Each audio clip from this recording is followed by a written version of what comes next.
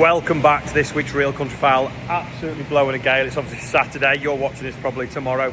Coming up on this week's episode, Angela has been visiting FCN in the House of Lords, talking about an initiative called Nip It in the Bud that they launched with Macmillan Cancer Nurses. And Stephen is at a farmer's market, which he thinks is the best one in the country. But we'll let you have a look and see what you think. Anyway, over to Stephen. Today we've come along to the ever popular Yorkshire Farmers Market to catch up with a couple of producers and some of the public to find out just what their feelings are about supporting British farming. So Ken, I believe you're local, so this is your local farmers market? We live just round the corner up the top of the hill, yeah. So are you a regular down here then at Yorkshire? Very regular. We come to most of them and we enjoy the visits as well. It's a nice walk. We get to see all of our local community and friends. Like, I think my wife certainly knows a lot of people here. So yeah, we have a great time. Is it important to you to buy direct from the farmer? I think so. It's important to us as a family anyway, because we've been doing this for years, like literally. We've formed friendships with the families that come with their produce from the farm. So we've got the Holts and we've got the Warings as well. So we tend to really like to support them for a lot of reasons, really. One, it cuts out the supermarkets and taking a rather large cut from the farmer. But most important to us, we know where our food comes from. We trust who grows it, who produces the meat, and how they care for animal welfare. We even get our eggs from the Holts as well. So we know that their animals looked after. I've been up to their farm many times, and the Warings as well. We know that they look after their veg very well. It's not like sprayed with all sorts of stuff that you don't know what happens, basically. So supermarkets, I don't know where veg has come from, what it's been through, this, that, and the other. So we do try and get as much as possible, as fresh as possible, and it gets the money straight into the farmers' pockets rather than the supermarket taking their cut. And in terms of this time, at the minute, they're under fire a bit. Yeah. And, they're in the press. Yeah. A lot of the minute farmers feeling it really. Yeah, even more important to support them now, do you think? Yeah, absolutely. Yeah, they've got all the sympathies with what the government are trying to do with all the rules they're putting through, and basically, I think what it sounds like trying to do is kill British farming, and events like this keep it alive for me, and I think it's really important because we've got strong relationships with them. They bring the community together. You can see how busy it is today, and everyone has a great time. They've got the music playing, so we'd come more than once a month if they were on, but we look forward to our monthly visits. Thank you, Ken. No worries, thank you. John, we haven't seen you for a few months. Things have changed. We've a new government with a festive season. Are you feeling festive at the minute? How's farming doing for you? Farming's all right, yeah. We've had a bit of dry weather, so that helps a bit. It's not a bad day today. Yeah. Filling up. So a bit of dry weather, and you're predominantly lamb and you sell direct to your customers. Yeah. How is the market? How's the trade? Well, just look round today. It's absolutely booming. Absolutely booming today. Yeah. And is that full? So we've been getting people talking to us about how they want to support farmers. They've seen a lot in the press, about tough time for farmers. And so, we've been interviewing people here today saying that they come here all the time, but even more so now, they want to support you. Is that the feeling you're getting at the counter? Absolutely, yeah. I mean, we provide a better product and a reduced price as well. So, and people want to support you. They're buying it off the person who produces it, aren't they? So it's all good, all round, yeah. How does that make you feel as a farmer? People are coming up to you saying absolutely. That? I know you're having a tough time. Well, we've had a queue this morning for all morning, so that it's brilliant, that, isn't it? It's really satisfying. We've got to keep that going, haven't we? Absolutely. Farmers have got to keep it in the highlight of people and kind of letting them know, because the more of this we can do, the more the powers that be will know. Absolutely. Yep. They've got to support you guys. Yep. Because farmers, I think the average age of farmers now is 69-year-old. Well, it's crazy. Can't keep going, can they? Got to get youngsters in. Got to get youngsters into the industry. Yeah. Well, got to do. We'll go and see if we can't catch one or two more of your customers. Right. But go on, give us your recommendation for today for Sunday roast. What would you be having at home? Come on. I'll eat anything. We only eat what's left. So not bothered at all. Anything. It's all good. We just eat what's left. If there's anything left, we didn't get anything for Easter, did we? Didn't get anything for Easter at all. No. All gone? No, all gone. Yeah. Well, there's some carrots left at my gaff if you stuck. All right, mate. Cheers, Stephen. Thank you. Thanks. So, Paul, you've travelled a fair way to be here today at Yorkshire Farmers Market, haven't you? Yes, I've come all the way out to meet some old friends, and I always support farmers markets, part of Made in Cumbria, and for the last 25 years. My daughter is actually an organic farmer. and does farmers markets in Salisbury and Shaftesbury in the south of England, veg and flowers, and we buy everything from farmers markets that we can. Why do you think it's important that we have this connection? It's very, very important because the end thing is the government wants corporations to run the markets, run the land. Disagree with that. We buy our produce straight from the people we know where it comes from, we know the people, and it's the way to go. And I've been to 2 farmers markets this week and they've been packed. The one in Kendal in Cumbria, people are supporting farmers markets again. Good stuff, and much needed at the minute with all the changes brought in recently that affecting farming. There's a real sense, I think, there are people wanting to support. Yeah, I'm totally against the government bringing these things in. My daughter's a farmer and has the same problems as other farmers. People that work 7 days a week, 365 days a year deserve a lot better. Well, you've done your bit supporting the market, supporting the farmers. I just wish you a Merry Christmas. Merry Christmas to you. So there you go, selling direct to consumer at a farmer's market. Sorry, you can hear the fans in the background cooling the wheat. It's actually quite mild. It has been quite mild. Now the temperature's dropped. Barley, innit? The barley's getting cool. Anyway, what is your favourite farmer's market? Let us know below. Is it a good thing selling direct to consumer as well? Now, Angela is in the House of Lords for the new initiative with FCN. So here it is.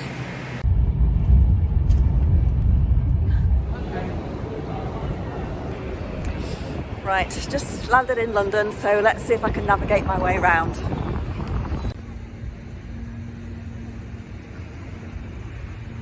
Yep, I think we're going in the right direction. Land Rover on a boat, that's a bit weird. So we're in the House of Lords, very exciting, but Georgina, there's a serious message to why we're here. So what is it that's going on today? Well, it's been our national launch of the Rural Cancer Project, so a collaboration between FCN and Macmillan, really trying to act as a conduit between the two charities to get the message out there to the farming and rural communities to nip it in the bud. So making sure that we don't ignore those lumps and bumps, those aches and pains that might keep niggling on, and just how important it is to get our physical health checked out. Farmers, we neglect ourselves, we know that. Absolutely. It'll be rate attitude, but really making sure that we get CRGP and receive treatment sooner makes your journey through the cancer treatment so much easier. Absolutely, and just making the conversation of cancer or getting checked or post-cancer surgery or whatever, it's just a normal conversation in every day rather than something to kind of keep quiet about. It's so scary, and I think that normalising it today, we've had 3 amazing speakers that have been able to really well articulate their journey, but it's something that I've never heard before or considered, just how difficult it is once you finish that treatment then to mentally recover and know that you're not going to get straight back out on farm and be able to just snap out of it. So actually reassuring people that you are going to have to go through quite a journey, but there is hope at the end of it, and there's lots of organisations that are there to help you. So the message is, nip it in the bud. If you think you've got anything wrong in terms of just a lump or just a niggle, then go to the GP, get it checked out. It might be nothing, but it's worth getting that peace of mind. Check your boobs, check your balls. Yeah. Nip it in the bud. Nip it in the bud.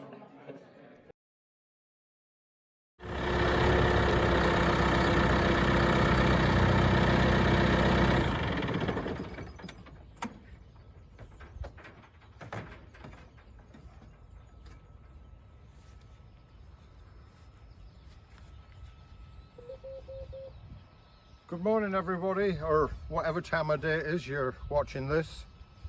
My name's Dennis. I farm about 250 acres here in East Yorkshire, and really looking forward to today. It's sunny, calm, and getting on with a bit of hedge cutting and other farm work. But if we go back to 5 months ago in June, I got one of the biggest shocks of my life when I was diagnosed with prostate cancer, and boy, it blew my world apart, I'll tell you. It all began by a routine blood test. I thought better just check, see how things are going, and about 3 days after the blood test the doctor rang up. He said, Dennis, your PSA levels, I wasn't quite sure what PSA stood for, but he was very concerned that these PSA levels were 7.6. And he said, you better get that checked out to make sure nothing sinister is happening. So I dutifully reported to a specialist about 3 days later, and I was in his surgery for less than 5 minutes. He examined me and then sat me down. He said, Dennis, you've got cancer.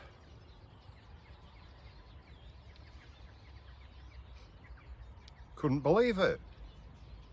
Couldn't believe it. He was making some sort of mistake. You know, like John McEnroe, you cannot be serious.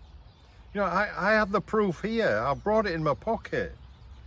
12 months earlier, I'd run the Boston Marathon, the big marathon in the US of A, and I'd earned this little sparkler here,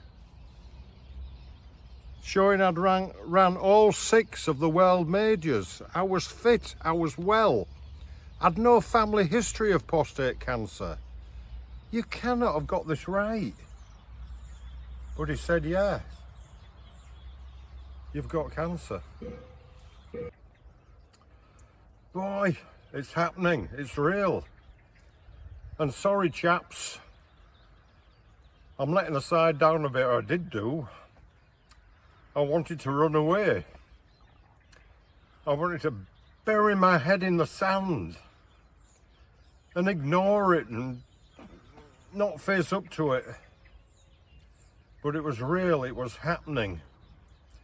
Unfortunately, I had a very, very good network of support. My wife, my family. I had a friend who'd been a friend since agricultural college days, who was volunteer for Farm Community Network, and he was in contact with me regularly, and to make sure I was okay. And yeah, all sorts of places were supporting me. I know some farmers will have heard of Farmer Time, set up by the wonderful farmer Tom, and I'm working with a school in Kent. And I emailed them and said, sorry, I can't do the first month of the new year in September, the first month of the academic year. I've got this operation for prostate cancer. And the teacher, Julie Marshall, emailed back, said, Dennis, that's no worries. She said, we've got you in our prayers.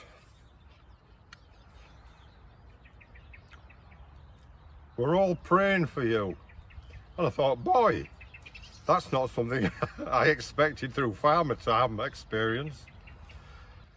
Please get there early, because the earlier you're diagnosed, the better, the more chance of a good result like I've got now, praise be. And, you know, don't think like I did, well, I'm fit and well, I'm managing a farm, I don't ail much apart from the odd cough and cold and ache here and now and again. Please, it's very wise to get it checked out, and all being well, you'll be okay. But if not, you've got lots of people there to support you.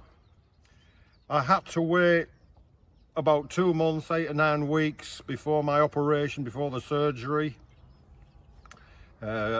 Tuesday, September the 17th, so about 2 months ago now, and I went in, was called through to the theatre, met the robot, which was going to do my operation. Well, the surgeon did it, but the robot copied his actions, and it's a bit like something out of Star Wars. It's up there like a big spider with these 3 or 4 prongs coming down, and I have incisions, 3 or 4 incisions just below my belly button to either side. Keyhole surgery, and it was so good I was out of the hospital the next day. I was very delicate for a while, taking things steady, which kind of nice, I suppose. But then last week, my surgeon got in touch. He said, Dennis, we've got all the tumour, he thinks.